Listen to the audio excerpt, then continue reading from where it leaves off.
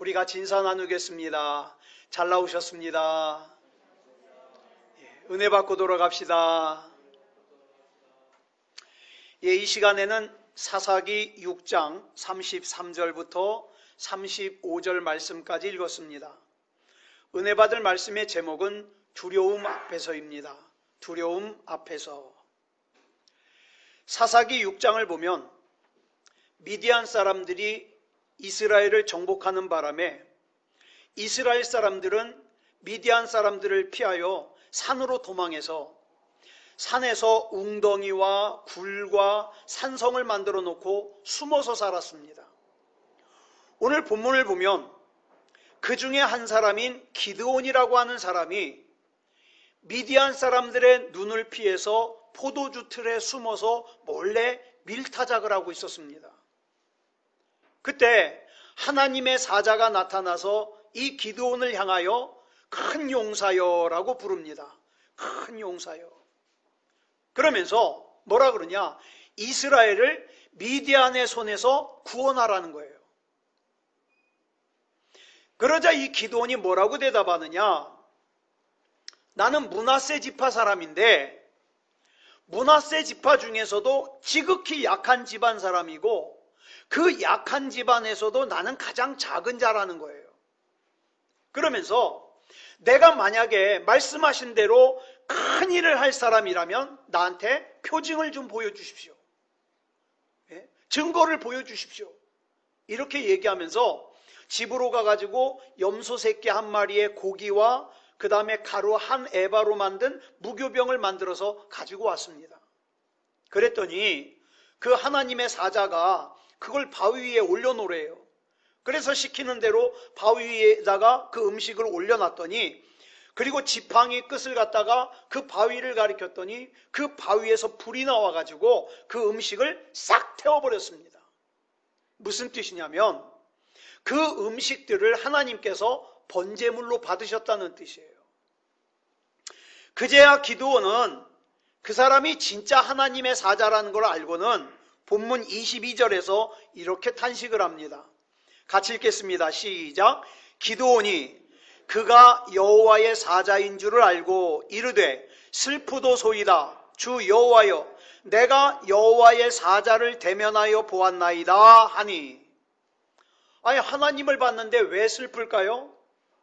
이 당시 이스라엘 사람들은 죄를 지은 사람이 하나님을 보면 죽는다고 생각했어요. 근데 자기가 하나님을 봤거든요. 그러니까 자기가 죽게 생겼다고 탄식하는 거예요. 그러자 본문 23절을 보면 여호와께서 기드온에게 이렇게 말씀하십니다. 시작. 여호와께서 그에게 이르시되 너는 안심하라. 두려워하지 말라. 죽지 아니하리라 하시니라. 여러분, 여기 나오는 두려워하다라는 뜻의 히브리어가 야레예요. 야레. 이 야레라는 단어는 어떨 때 사용하는 거냐? 유한한 인간이 무한하신 하나님 앞에서 느끼는 두려움이에요. 이 두려움은 무서움과는 또 달라요. 그래서 우리는 이걸 뭐라고 또 해석을 하느냐? 경외라고 해석합니다. 하나님을 경외하는 거예요. 두렵고 떨림으로 하나님을 보는 거죠. 그러므로 기드온에게는 본문 23절에서 절대자이신 하나님께 대하여 두려움과 떨림이 있었어요. 야레가 있었습니다. 야레가. 그런데 하나님께서는 이렇게 야레 가운데 있는 기드온에게 안심하라고 말씀하셔요. 여기서 안심하다라는 뜻의 히브리어 단어가 우리가 잘 알고 있는 단어예요. 샬롬. 샬롬. 네. 그러니까 본문 23절을 다시 정리하면 하나님께 대하여 야레하고 있는, 두려워하고 있는, 떨고 있는 기드온에게 하나님께서 샬롬을 주시는 거예요. 평안을 주시는 거예요. 이거는 절대자이신 하나님만 주실 수 있는 거예요. 그래서 여러분 기억하세요. 하나님을 경외하는 사람은 세상을 두려워하지 않습니다. 그러나 하나님을 두려워하지 않는 사람은 세상이 두려워요. 세상이 두려워요.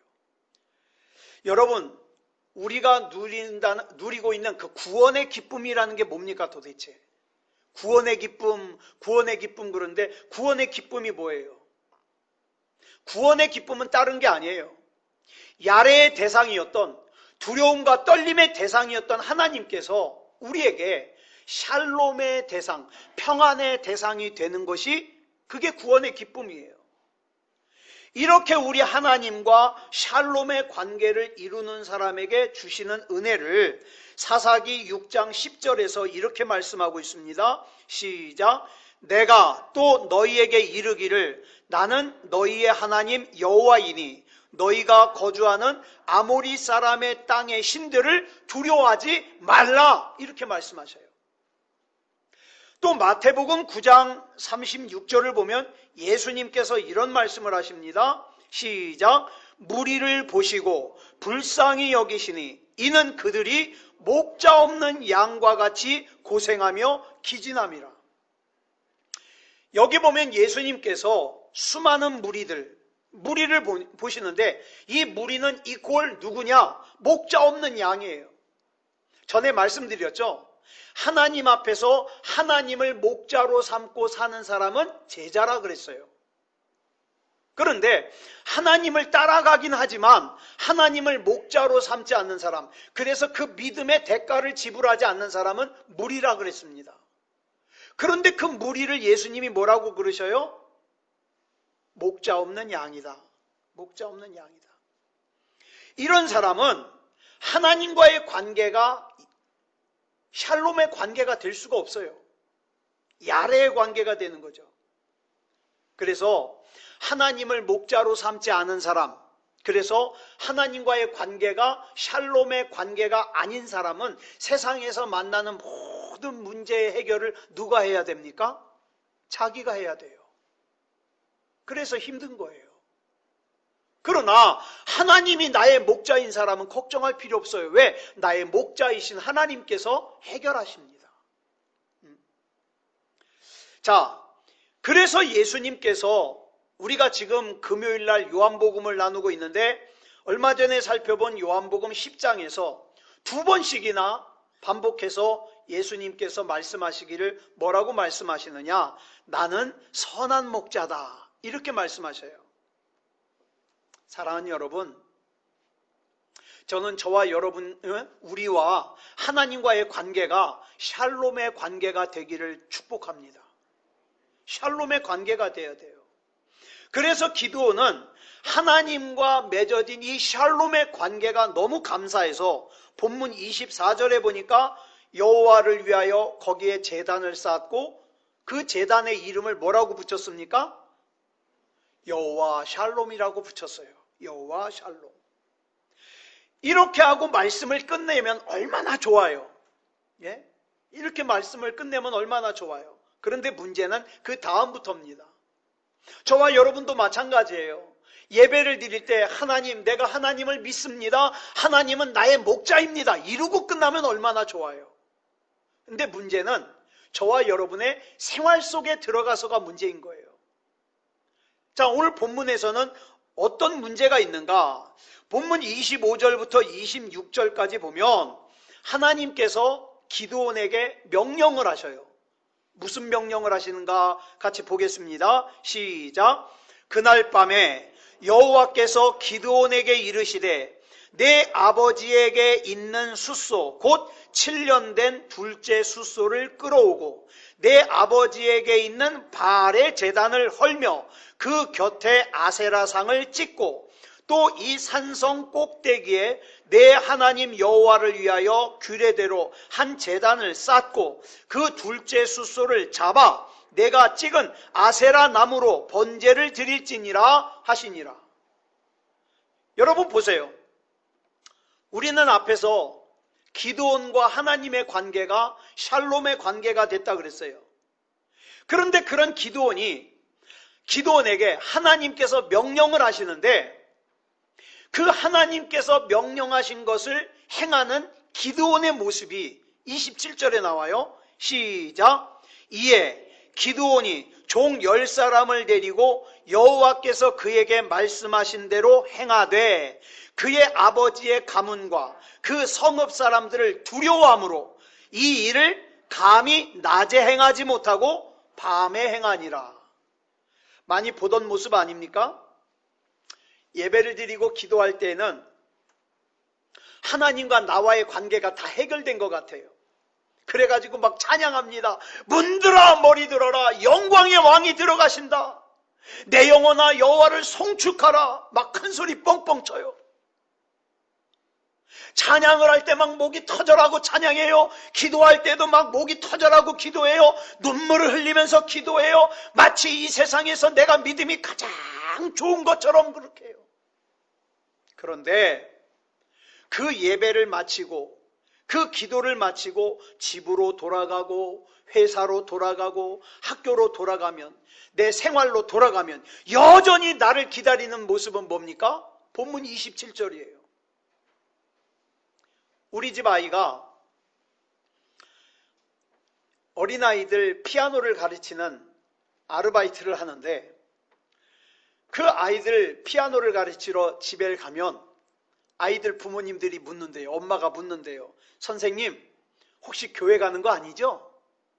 교회 가지 말라고. 왜? 코로나 감염될까 봐. 뭐라고 대답하는지는 모르겠어요. 그건 얘기를 안 해서. 여러분, 하나님께서 나에게 말씀하신 대로 순종하고자 하는 마음은 있어요. 그렇죠?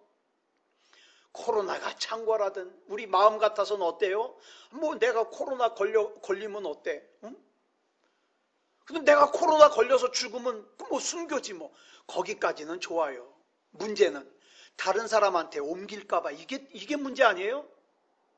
솔직히 저와 여러분의 믿음이 다른 사람에게 옮기는 일만 없다면 예배 안 드리겠습니까? 저는 그렇게 생각해요. 여러분 예배 드릴 거예요. 그죠? 예배 드릴 거예요. 그런데 옮길까 봐 눈치가 보이는 거예요, 사람들. 그래서 어떻게 합니까? 감히 낮에 행하지를 못해요. 자, 보세요. 우상을 허무는 일은 분명히 좋은 일이에요. 명분도 있어요. 저와 여러분이 예배 드리는 일은 좋은 일이에요. 명분이 있어요. 하나님이 원하시는 일이에요. 그런데 하나님이 원하시는 일이고 명분도 있지만 사람들의 눈치가 보이는 거예요. 사람들의 눈이 두려운 거예요. 오늘 본문에서 보이는 이런 기드온의 모습은 더도 덜도 아닌 딱 저와 여러분의 모습입니다. 본문 27절에서 기드온이 느끼는 이 두려움은 현실적으로 당연히 느낄 만한 두려움이에요. 만약에 기드온이 바알의 제단을 허물고 아세라의 목상을 찍어 깨트려서 그걸 땔감으로 해가지고 번제를 드리면 당장의 첫 번째 문제가 뭡니까? 그 우상을 아끼는 아버지가 화를 낼 거예요. 그죠? 그러면 어쩌면 아버지와의 관계가 깨질지도 몰라요. 집에서 쫓겨날지도 몰라요. 그러니 두렵지 않겠습니까? 뿐만 아니라 이 일은 마을 사람들까지 격분시킬 수 있는 일이에요. 그리고 이런 기드온의 예측은 맞아요. 정확했어요. 기드온이 바알의 제단을 허물고 아세라의 목상을 깨뜨렸다는 말을 들은 마을 사람들이 실제로 격분해가지고 기드온을 죽이려고 몰려왔어요. 자, 그럼 한번 생각해 보자고요. 여러분, 이 우상은 기드온 집 안에 있는 거거든요. 아버지가 가지고 있는 거거든요. 자, 기드온 집에 있는 우상을 깨뜨렸는데 마을 사람들이 왜 화를 낼까요? 왜 기드온을 죽이려고 그럴까요? 마을 사람들이. 아버지가 화내는 건 이해가 가요. 아버지가 가지고 있는 우상이니까. 근데 마을 사람들이 왜 화를 냈을까요? 이거예요. 기드온이 이 불경스러운 짓을 했기 때문에 마을 전체가 바알과 아세라 신의 미움을 받아서, 저주를 받아서 자기네들 손해볼까 봐. 그래서 마을 사람들이 몰려온 거예요. 그러니까 빨리 기드온 내놓으라는 거예요. 그 기드온을 잡아서 제물로 바쳐서 빨리 바알 신과 아세라 신의 분노를 달래줘야 된다는 거예요. 그래서 기드온이 하나님께서 명하신 이 일이 옳다는 걸 알지만, 명분이 있지만 밤에 몰래 한 거예요. 그렇다면 자 보세요. 기드온이나 나나 하나님의 은혜를 경험한 건 사실이에요. 여러분 하나님 은혜 경험했죠? 하나님 살아계신 거 믿으시죠? 사실이에요.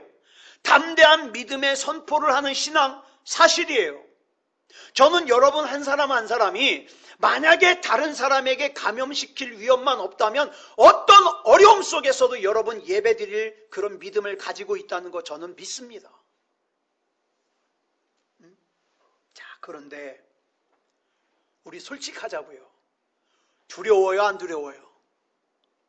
두려워요, 안 두려워요? 두려워요. 예. 하루에 확진자가 1000명을 넘어서 계속되니까 예? 오늘 1100명이 넘었다는 것 같아요. 이따 나와봐야 알겠지만. 근데 이 감염률이 1% 이상이, 여러분 1점 몇이 되면은 한 사람이 한 사람 이상을 감염시킨다는 거예요. 그러면 숫자는 자꾸 더 많아진다는 뜻이거든요. 겁나요, 안 나요? 제가 아이고 하루에 1100명 이상이 넘는다네 그랬더니 우리 집사람이 하는 말이 아이고 무서워라. 두려운 거 사실이에요. 두려워요. 여전히 두려워요. 자, 그런데 보세요. 우리 믿음이 가짜가 아닌데 또 하나님이 명하신 일을 하는데 왜 이렇게 여전히 불안할까요? 유명한 상담 심리학자인 폴 트루니에라는 분이요. 그 두려움을 그네 타기 비유로 설명을 했어요. 여러분 서커스단에 가보면 그네 타기 하죠. 어떤 사람이 이쪽 그네에서 왔다 갔다 하다가 갑자기 이쪽 그네를 탁 놓고 어떻게 해요? 저쪽 그네로 가면 저쪽에서 매달려 있던 사람이 손으로 탁 받아가지고 어떻게 해요? 옮겨 놓잖아요. 그 그네 타기를 한번 생각해 보세요. 이 사람이 이쪽 그네에서 저쪽으로 옮기려면 왔다 갔다 하다가 어떻게 해요? 이쪽 그네를 놔요. 이쪽 그네를 놨는데 아직 저쪽 그네를 못 잡은 상태예요. 그때의 공중에 떠 있는 상태에서 느끼는 불안이 이 불안이라는 거예요. 여러분 우리는 세상이 악하다는 거 알아요. 세상과 짝하여 살면 안 된다는 거 알아요. 그래서 세상을 놔요. 하나님, 나는 하나님 방법대로 살겠습니다. 세상을 놔요. 그런데 문제는 아직 하나님을 100% 신뢰를 못해요. 그러다 보니까 세상은 놨는데 하나님을 100% 잡지 못하니까 공중에 떠서 불안을 느끼는 거예요. 이 불안이라는 거예요. 그런데 여러분, 이 불안은요, 영적인 성장을 향하여 나가는 인간으로서는 너무나도 당연한 거예요. 그래서 여러분, 저와 여러분이 하나님 앞에 설 때까지 이 불안은 있습니다. 있어요. 있는 게 당연해요. 그렇지만 여러분, 이 불안을 용납하거나 이 불안을 너무 당연하게 생각해서 여기에만 머물러 있으면 안 된다 이 말이에요. 자꾸 예수 그리스도 이름으로 이겨내야 된다 이 말입니다. 예수 그리스도 이름으로 명하노니 내 마음속에 불법적으로 들어온 두려움, 공포, 염려, 걱정은 떠나갈지어다. 선포하자 이 말이에요. 선포하자. 기드온이 하나님의 명령으로 바알의 제단을 헐고 아세라 목상을 깨뜨렸습니다. 그런데 이 일을 성읍 사람들이 두려워가지고 밤에 했어요. 밤에. 그런데 본문 30절을 보면 이 사실을 나중에 알게 된 이스라엘 사람들의 반응이 너무 경악스러워요. 우리 한번 30절 보겠습니다. 시작. 성읍 사람들이 요아스에게 이르되 내 아들을 끌어내라. 그는 당연히 죽을지니 이는 바알의 제단을 파괴하고 그 곁에 아세라를 찍었음이니라 하니. 지금 바알과 아세라 때문에 화를 내고 격분하고 있는 사람들이 누구예요? 저기 미디안 사람들이에요? 아니요. 아말렉 사람들이에요? 아니요. 다른 이방인들입니까? 아니요. 이스라엘 사람들이에요. 동네 사람들이에요. 하나님의 백성이라고 하는 이스라엘 사람들이 하나님의 명령으로 우상인 바알과 아세라를 깨뜨린 기드온을 죽이겠다는 거예요. 죽이겠다는 거예요. 여러분, 홍해를 건너고 요단강을 건넌 후 그렇게도 하나님을 뜨겁게 찬양했던 이스라엘이 이 정도까지 타락을 했어요. 그래서 저는 이 사건을 보면서 인간의 타락이 도대체 어디까지 가는가 놀라움을 금치 못하겠어요. 다윗만 해도 그래요. 여러분, 다윗 얼마나 대단한 믿음을 가진 사람입니까? 골리앗을 물리칠 때의 그 순수한 믿음을 한번 생각해 보세요. 인간적인 생각으로는 100% 골리앗에게 맞아 죽을 자리인데 하나님을 믿고 나가잖아요. 게다가 사울 왕, 그 나라의 왕이 자기를 죽이겠다고 군사들을 이끌고 쫓아다니는데 그 사울만 죽으면 자긴 더 이상 도망 다니지 않아도 되거든요. 근데 그 사울을 죽일 수 있는 기회가 여러 번 왔는데 어떡합니까? 하나님이 기름 부어 세운 왕을 내가 어떻게 죽이냐? 안 죽여요. 그리고 도망 다녀요. 이랬던 다윗이 나중에 타락하고 변질이 되는데 어디까지 변질이 됩니까? 남편이 있는 여자를 갖다가 꼬셔가지고 궁궐에 데려다가 임신을 시키고 그 다음에 그걸 숨기려고 계략을 꾸미다가 계략대로 안 되니까 그 남편을 죽음으로 내몰잖아요. 오늘 본문에 나오는 이스라엘도 하나님의 명령으로 악한 우상을 제거했다고 지금 이 기드온을 갖다가 죽여야 된다는 거예요.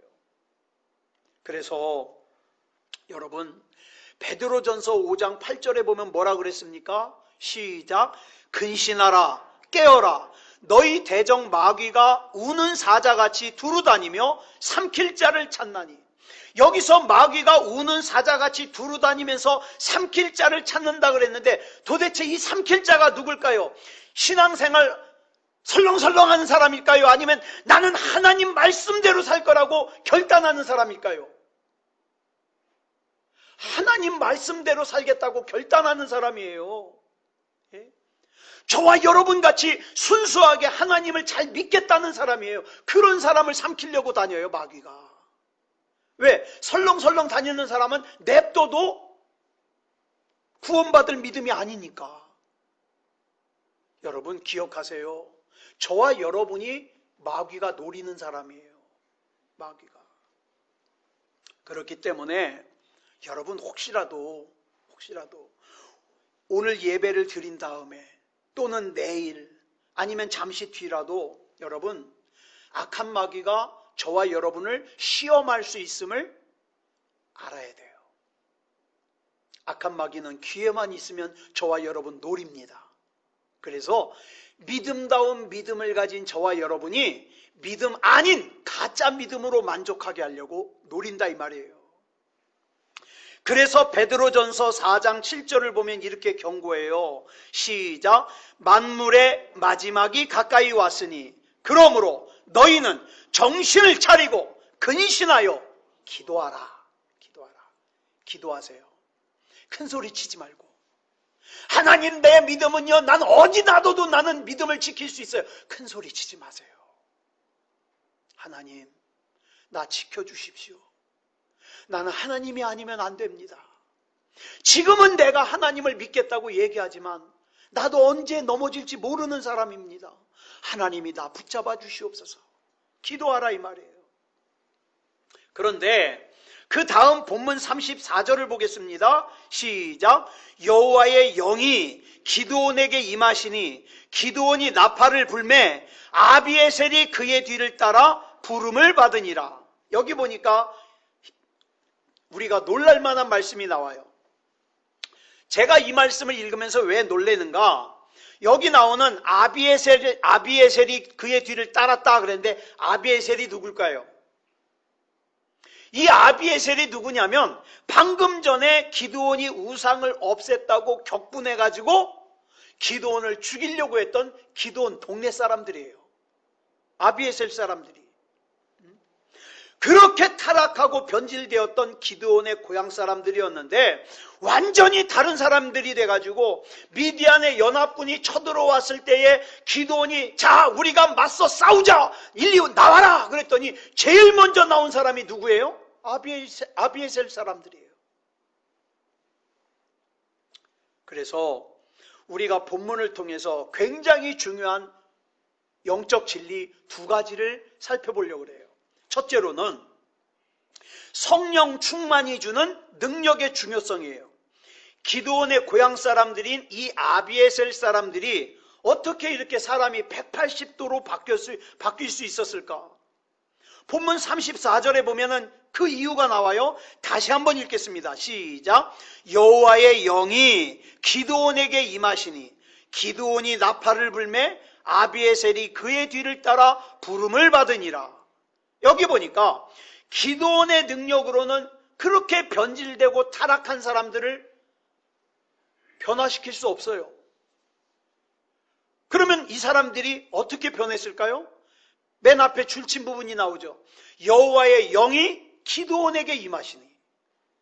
성령의 능력이 기드온에게 임하니까 사람을 변화시키는 감화력이 기드온에게 나오더라. 이것이 어떻게 가능할까? 여러분, 신약에서 성령의 능력을 표현할 때 주로 나오는 단어가 헬라어로 두나미스입니다. 두나미스.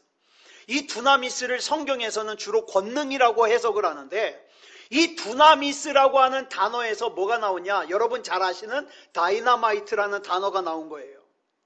성령의 능력을 나타낼 때 다이너마이트의 어원이 되는 두나미스를 사용합니다. 오늘 우리 심령을 변화시킬 수 있는 그렇게도 강팍했던 아비에셀 사람들을 제일 먼저 따를 수 있도록 제일 먼저 나올 수 있도록 변화시킬 수 있는 능력이 어디서 나왔냐? 두나미스에서 나왔어요. 오늘 우리가 살고 있는 이 시대는 성령의 능력인 두나미스가 절대적으로 필요한 시대예요. 우리가 흔히 이런 표현하죠. 성령의 두루마기를 입는다. 성령의 두루마기를 입는다. 여러분, 성령의 옷에는 권위가 있습니다. 예를 들어서 경찰관 아저씨가 사복을 입고 돌아다니면 누가 그게 경찰인 줄 알아요? 그죠? 그런데 경찰관 사복을 딱 입고 다니면 괜히 죄진 사람들은 어떻게 해요? 재발절해요. 왜? 그 경찰관 옷에 권위가 있는 거예요. 그래서 여러분, 여자들은요 제복을 입은 남자들을 좋아한대요. 멋있잖아요. 권위가 있고. 네. 여러분, 기드온이 포도주 틀에 몰래 숨어가지고 밀타작을 할 때는 별 볼 일 없는 인생이었어요. 어쩌면 저와 여러분이 자기 자신을 생각할 때 그럴 수 있어요. 난 참 별 볼 일 없어. 나는 돈도 없고 나는 많이 배우지도 못하고 나는 뭐 하는 일도 잘 안 풀리고 내 미래도 불투명하고 난 참 별 볼 일 없어. 마치 내가 포도주 틀에 숨어가지고 밀타작을 몰래 하고 있는 기드온 같은 그런 생각이 들 수 있어요. 그러나 그런 기드온에게 성령의 두루마기가 입혀지니까 이스라엘의 지도자가 되는 그런 능력이 임하더라 이 말이에요. 여러분, 저는 특별히 여러분의 가장에게 이 성령의 두루마기가 입혀지기를 축복합니다. 가장에게 성령의 두루마기가 입혀지면 이 자녀들이요 부모님의 말에 순종합니다. 순종해요. 이 성령의 두루마기가 우리 어머니들에게 입혀지잖아요. 잔소리 많이 안 해도 돼요. 자녀들이 순종해요. 아비에셀 족속처럼요 순종합니다. 그 다음에 우리 자녀들을 가만히 보니까 우리 이 자녀들의 특성이요 아비에셀 족속 같아요. 어떤 때는요 변화되기 전에 아비에셀 족속같이 왜 이렇게 징그럽게 말도 안 들어 처먹는지, 그래가지고 뭐라 그래요? 왼수라 그러잖아요. 왼수. 예? 좀 이렇게 코로나가 극성일 때는 좀 발발거리고 돌아다니지 좀 말고 집구석에 좀 있으라 그래도 말도 들어먹질 않아요. 그런데요 어느 순간에는 이 아비에셀 족속처럼 나가자 그러니까 제일 먼저 따라요. 순종해요. 변화되기 전에 아이들은 정말 이기적이에요. 부모님의 말을 우습게 여겨요. 그런데 그런 아이들에게 변화가 일어나면요, 유순하면서 부모님께 순종하는 아이들로 변해요. 그러려면 어떻게 해야 되느냐? 먼저 부모님들이 성령의 두루마기를 입어야 된다. 주님, 내 힘으로 안 돼요. 주님이 성령의 두루마기를 입혀주세요. 본문에서도 보면 아비에셀 사람들이 먼저 변한 게 아니라 누가 먼저 변했어요? 여호와의 영이 기드온에게 임하시니까 기드온이 먼저 성령의 두루마기를 입고 나니까 아비에셀 동네 사람들이 변해가지고 따르더라 이 말이에요. 따르더라. 이게 두나미스입니다. 그러므로 오늘부터 저와 여러분들은 이 얼굴의 불평, 불만의 그 표정을 갖다가 싹 없애고 이거 암만 가져봐야 도움 안 돼요. 어떡합니까? 성령의 두루마기를 입으세요. 성령이여 나를 붙잡아 주시옵소서. 성령이여 나를 인도해 주시옵소서. 성령의 두루마기를 입어요. 여러분, 예수님께서 공생애를 시작하시면서 제일 먼저 준비하신 게 뭔지 아세요? 성령의 두루마기예요. 누가복음 4장 1절을 보겠습니다. 시작. 예수께서 성령의 충만함을 입어 요단강에서 올라오사 광야에서 40일 동안 성령에게 이끌리시며,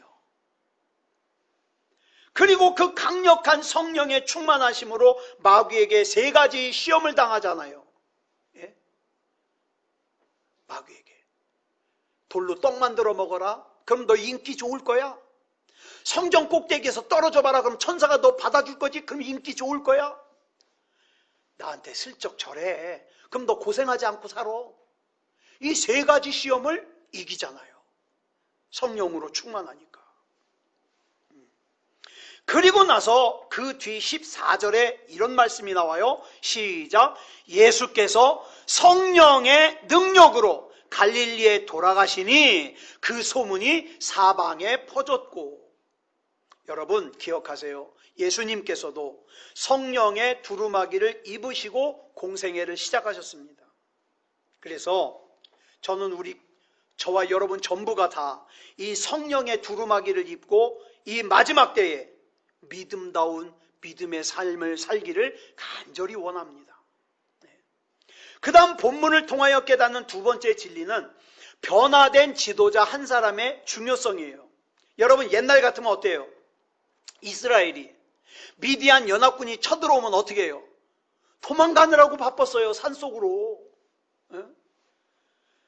뭐 밀타작을 해도 미디안 사람들이 올까봐 몰래 포도즙 틀에 숨어가지고 몰래 했잖아요. 기드온이 부들부들 떨었잖아요. 그런데 성령의 인치심을 받고 나니까, 성령의 두루마기를 입고 나니까 그 무기력한 자리에서 떨쳐 일어나 어떡합니까? 나라와 민족을 살리는 불씨가 되더라. 사랑하는 여러분, 저는 목회를 하면서 이런 기도합니다.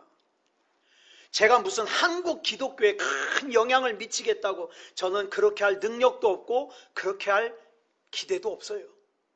그런데 제 소원이 뭐냐면 적어도 우리 새소망교회는 제가 든든한 복음의 울타리가 되고 싶어요. 그래서 여러분들이 적어도 새소망교회 이창원 목사가 제공하는 영혼의 밥은, 하나님의 말씀은 안심하고 먹어도 된다. 그렇게 신뢰할 수 있는, 저는 그런 울타리가 되고 싶어요. 전 그러면 돼요. 그러므로 제가 여러분들을 뒤집어 놓을 능력은 없지만 하나님께서 저를 부르실 그 순간까지 사고치지 않으면서, 요번 주간에도 보니까 뉴스 보니까 사고친 목사들 몇 나오더라고요. 사고치지 않으면서 우리 성도들의 든든한 복음의 울타리가 되고 싶은 게 제 소원이에요. 예레미야 5장 1절을 보니까 하나님께서 예레미야에게 이런 말씀을 하십니다. 시작. 너희는 예루살렘 거리로 빨리 다니며 그 넓은 거리에서 찾아보고 알라. 너희가 만일 정의를 행하며 진리를 구하는 자를 한 사람이라도 찾으면 내가 이 성읍을 용서하리라. 저는 하나님께서 찾으시는 그 사람이 바로 저와 여러분이 되었으면 좋겠어요. 저만 그런 게 아니라 여러분, 저와 여러분의 가정에서도 하나님이 찾으시는 그 한 사람, 저와 여러분이 되었으면 좋겠어요.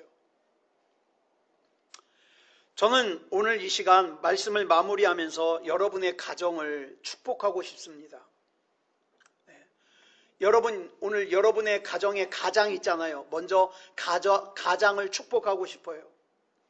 가장 되시는 분들이 이 시간 성령님께서 위로해 주시고, 여러분 가장이 짊어져야 되는 이 짐의 무게는 감당한 사람들만 알잖아요. 얼마나 무거울까요?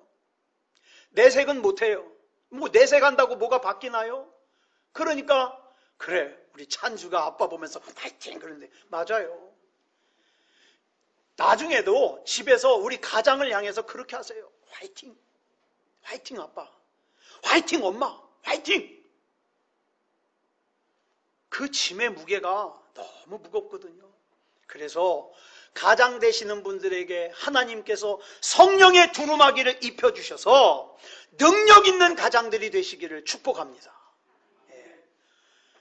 또 우리 아내 되는 분들을 축복하고 싶어요. 남편은 남편대로 비유 맞춰줘야 되지. 애들은 애들대로 비유 맞춰줘야 되지. 그런 말 있잖아요. 남편은 나이 먹어도 애 같아요. 그죠? 그러니까 비유 맞춰줘야 돼요. 이 시간에 성령님께서 그런 엄마들에게 성령의 두루마기를 입혀주셔서 그 가정에서의 든든한 기둥의 역할을 잘 감당할 수 있기를 축복합니다. 또한 우리 자녀들을 축복하고 싶어요. 제가 느끼기로는 그 어느 때보다도 지금 우리 아이들이 힘든 시대를 살고 있어요. 장래에 대한 꿈을 마음대로 꿀 수가 없어요. 계획을 마음대로 세울 수가 없어요. 지금 우리 눈에 보이고 귀에 들리는 정책마다 뭘 계획을 세울 수가 없어요. 이러한 때에 하나님이여 우리 아이들에게 성령의 두루마기를 입혀주셔서 시편 110편 3절의 말씀처럼 이 험한 세상에서 죄에 물들지 않고 거룩한 옷을 입고 하나님 앞에 즐거이 헌신하는 새벽 이슬 같은 우리 아이가 되게 하여 주시옵소서. 축복합니다. 이 하나님이 주시는 성령의 두루마기를 입고 2020년을 은혜 가운데 잘 마무리하고 새롭게 시작되는 2021년을 시작하는 그런 저와 여러분이 되기를 그리스도 예수님의 이름으로 축복합니다. 기도하겠습니다. 사랑의 아버지 하나님, 감사합니다. 찬양합니다. 영광 올려드립니다. 하나님의 은혜 가운데 여기까지 왔습니다.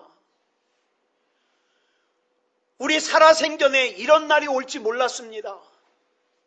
막연하게 내가 사는 동안에는 신앙생활 방해받지 않고 그저 내가 원하면 예배드릴 수 있고 내가 하나님 앞에 정말 기뻐하며 찬양하고 그렇게 살 줄 알았습니다. 그런데 어느 순간에 코로나19라는 바이러스 때문에 이제는 우리가 모이는 것조차 사람들의 눈치가 보이고 그 다음에 마음이 불안하고 방해를 받습니다. 그 가운데서 우리가 성탄 주간을 맞아야 되고 송구영신의 주간을 맞아야 됩니다. 사랑의 아버지 하나님, 그렇지만 우리가 이 두려움에 사로잡히지 말게 하시고 하나님이 입혀주시는 성령의 두루마기를 입고 하나님의 사람답게 담대하게 살게 하여 주시옵소서. 하나님 앞에 기도하고 응답받았던 한나가 얼굴에서 근심을 거두고 돌아갔던 것처럼 이제 이 예배를 드리고 나면 우리의 얼굴에서 근심이 벗어지게 하시고 하나님이 나 책임지신다, 하나님이 나 인도하신다, 담대하게 나아갈 수 있도록 인도해 주시옵소서. 건강을 염려하고 있는 우리 교우가 있습니다. 우리 하나님께서 치유하여 주셔서 건강에 염려가 되는 근원이 다 치유되게 하시고 하나님의 은혜 가운데 강건하여 건강한 모습으로 다시 만날 수 있도록 인도하여 주시옵소서. 아무쪼록 우리가 믿음다운 믿음이게 하시고 구원받을 만한 믿음이게 하시고 우리의 이름이 생명책에서 지워지는 일이 없도록 하나님 붙잡아 주시옵소서. 모든 것을 우리 주님 앞에 맡겨드리오며 그리스도 예수님의 이름으로 감사하며 기도드려 싸움나이다. 아멘.